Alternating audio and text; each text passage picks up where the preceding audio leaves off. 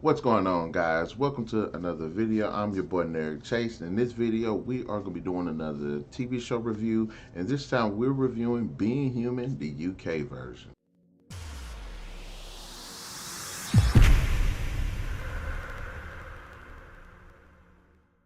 Being Human UK version was the original Being Human series before the America came out with its remake. And if you haven't seen my thoughts on the US version, go ahead and check out the link below, and I'll make sure y'all guys can get to it that much easier. But having said that, let's talk about the original. Being Human is about a werewolf, a ghost, and a vampire who end up staying together. They're trying to live actual human-like lives. There are a lot of negatives to it, so they are struggling with the day-to-day lives, having to deal with the supernatural aspect of themselves. The story itself is actually pretty interesting. It's really good, and it does go at a pretty good pace. There are some themes that the show definitely to touch on: bigotry, equal rights. There are some pretty important societal themes that the show does touch on. But for the most part, you are following these characters as they live their day-to-day lives. I really enjoyed the story for that aspect because it is so character-driven. The characters, for the most part, are actually well written. Now, when you think of Being Human, the UK version, I like to take into consideration the whole cast and the whole story. I like to think of it as two series. You have one that's following the, which is Annie, George, John, and Nina, and then you have what you consider, I guess, the actual season 2, which follows Tom, Hal, and Alex. Each one of these end up having to deal with different issues, which it does a great job of making these characters just feel so different, and the settings feel so different because they do end up having to go to different settings and things like that.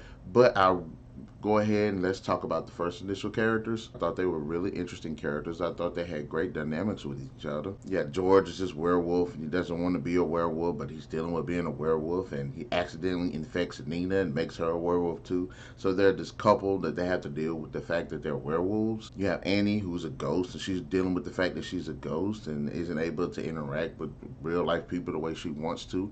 But she does find comfort in interacting with John and George when they come and move into her home. And then you have John, who's this century-old vampire that's trying to live a normal life and doesn't want to go to the bloodshed and the gore and stuff of his past. So he's dealing with those issues. They all have interesting backstories and interesting personalities, and I do like their dynamic together. Now on to the second part of the group, we do have Tom, Hal, and Alex. And I like Tom. Tom's this werewolf, and he's been raised to be like this vampire killer, but he learns while living with Hal that not all vampires are actual douchebags. You have Hal, who again is just a centuries-old vampire who has done some pretty bad stuff in his time, known as like the bloodiest of all vampires, but he's trying to settle down and live a normal life. And then of course you have Alex, who's this girl that is a newly turned ghost, so she's dealing with being a ghost and how she's not able to interact with the life that she once had. They are individuals, and they are pretty interesting.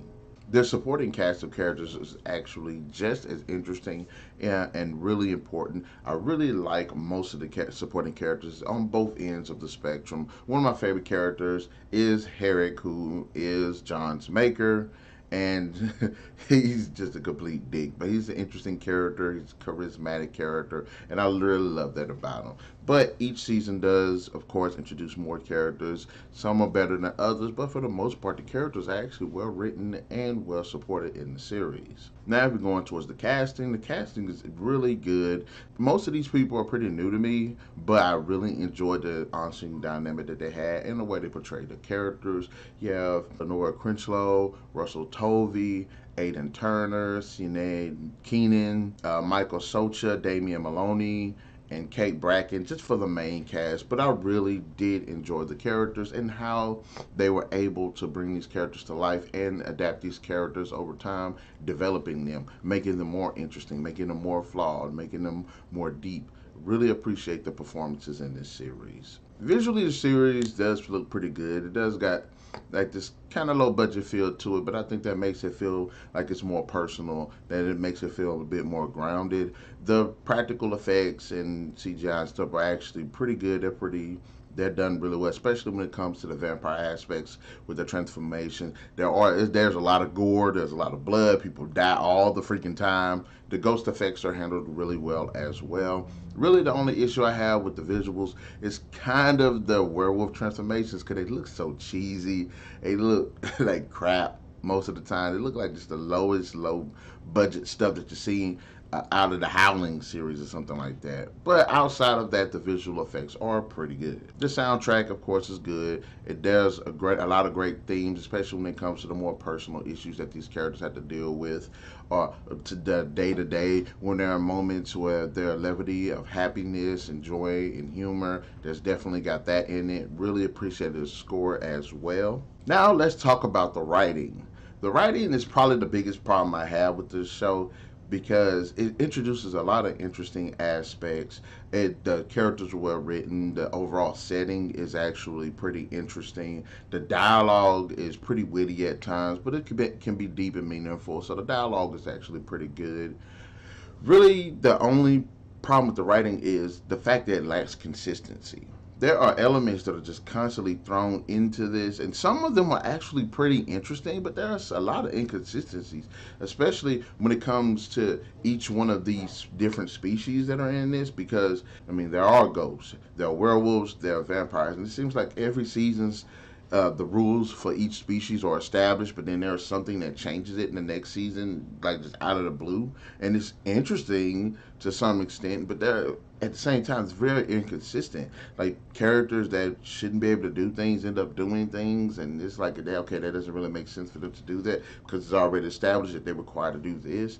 Or characters end up doing a thing, or it's like, okay, I don't understand how that person did that, because if they are this thing, how could they do that? So they really don't establish everything with the characters, and at the same time, when they do establish things, they seem to kind of go left field a lot of times. There's also this weird prophecy that's in this story, and it doesn't really seem like a prophecy, because you would think that with all the people and the population size, like this stuff probably would happen, and it seems like it's only solely focused on them. And it's like, if this has been going on as long as the show has established it to be going on, I'm quite sure they're not the first three that have done this, which again is emphasized by the fact that, okay, the first season was a werewolf, a vampire, and a ghost, and then the second season part of it is a werewolf, a ghost, and a vampire. So that little prophecy thing I felt was a little bit much. Kind of the last. I mean, like I said, each season does introduce new things and interesting things, and I like that about this. And they're not afraid to take this into some very weird directions, but they're actually pretty interesting concept. As far as the story arc, the main story arc for like the last season, probably like the weakest one to me, because it kind of didn't make sense, but it's tied into this whole prophecy thing. They could have done a lot better. Good characters that get killed off in this series, and those moments are actually pretty emotionally draining, because I was sitting there, eyes watering, tearing up in my eyes and stuff like that. So I really did enjoy this series. I thought it was just as great as the American version. So guys, in the end, Being Human, the UK version, is actually a really good and a very interesting series. I do feel that the US version is a bit more grounded when it comes to the writing and the setup.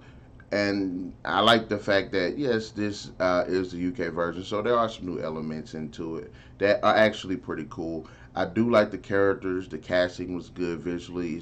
It's a great show. The music that they have is done well. Really, the biggest problem I have is kind of with the writing, but it's still an enjoyable watch. The final verdict, Being Human, the UK version, definitely deserves a 3 out of 5.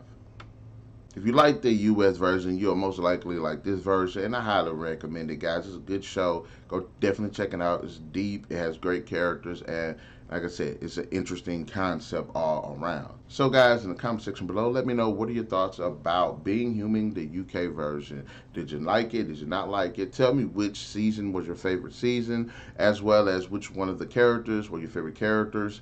And we'll definitely catch you guys later. Be sure to hit that like, share, subscribe, and the notification button to get more content here on our channel. Catch you guys later.